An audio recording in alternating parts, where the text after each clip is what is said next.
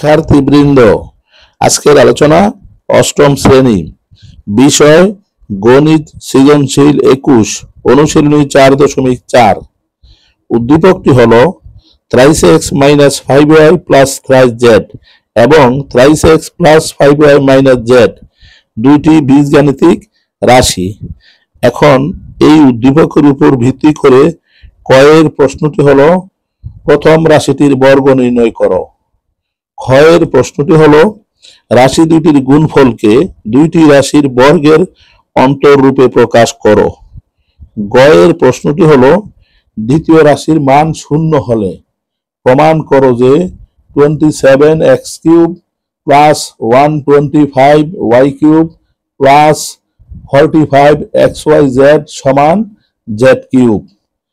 তাহলে কয়ের সমাধানটি হলো উদ্দীপক থেকে পাই প্রথম রাশি সমান 3x - 5y + 3z। সুতরাং প্রথম রাশির বর্গ সমান 3x - 5y + 3z whole square. এখানে a + b + ca হোল স্কয়ারের সূত্রটি হলো a² + b² + c² + 2ab + 2bc + 2ca।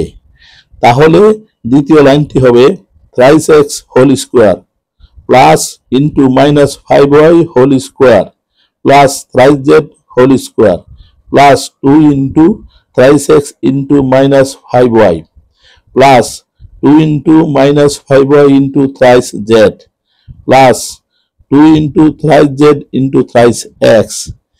তাহলে তৃতীয় লাইনটি হলো 9x² plus 25y² plus 9z² minus 30xy minus 30yz plus 18zx। ক্ষয়ের সমাধানটি হলো উদ্দীপক থেকে পাই প্রথম রাশি সমান 3x - 5y + 3z, দ্বিতীয় রাশি সমান 3x + 5y - z।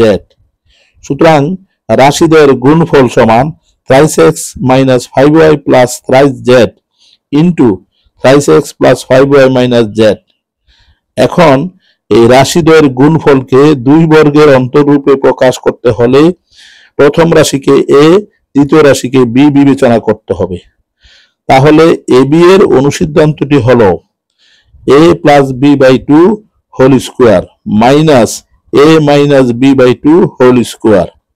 তাহলে দ্বিতীয় লাইনটি হবে 3x - 5y + 3z plus 3x plus 5y - z/2 whole square minus 3x - 5y + 3z। এখানে মাইনাস হলে পরবর্তী চিহ্নগুলো পরিবর্তন হবে। তাহলে -3x - 5y + z/2 whole square. এখানে লক্ষ্য করো -5y + 5y বাদ, এখানে +3x - 3x বাদ। তাহলে তৃতীয় লাইনটি হবে এখানে 3x 6x, 3z থেকে একটা z বিয়োগ করলে ফলাফল হবে 2z অর্থাৎ 2z/2 হোল স্কয়ার। এখানে 3z + z অর্থাৎ 4z - 10y/2 হোল স্কয়ার। এখন 6x এবং 2z কে 2 দ্বারা ভাগ করলে ফলাফল হবে 3x + z whole square minus 12z - 5y whole square. এর সমাধানটি হলো উদ্দীপক থেকে পাই দ্বিতীয় রাশি সমান 3x + 5y - z, কিন্তু দ্বিতীয় রাশি সমান 0 দেওয়া আছে। তাহলে প্রশ্ন মতে 3x + 5y - z = 0 বা 3x + 5y = z। এখানে বাম দিকের -z ডান পাশে গেলে মাইনাস প্লাস হয়। তৃতীয় লাইনটি হলো 3x + 5y whole cube = z³ অর্থাৎ উভয় দিকে ঘন নির্ণয় করে। এখানে a + b হোল কিউবের সূত্রটি হলো a³ + b³ + 3ab * a + b। তাহলে চতুর্থ লাইনটি হলো 3x whole cube + 5y whole cube + 3 * 3x * 5y * 3x + 5y = z³। তাহলে পঞ্চম লাইনটি হলো 27x³ + 125y³ + 45xy এখানে থ্রাইস এক্স প্লাস 5y এর মান হলো জেড ইন্টু জেড সমান জেড কিউব।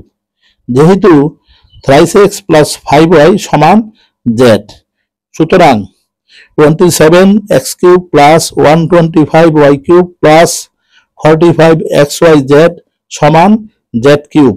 ধন্যবাদ সকলকে।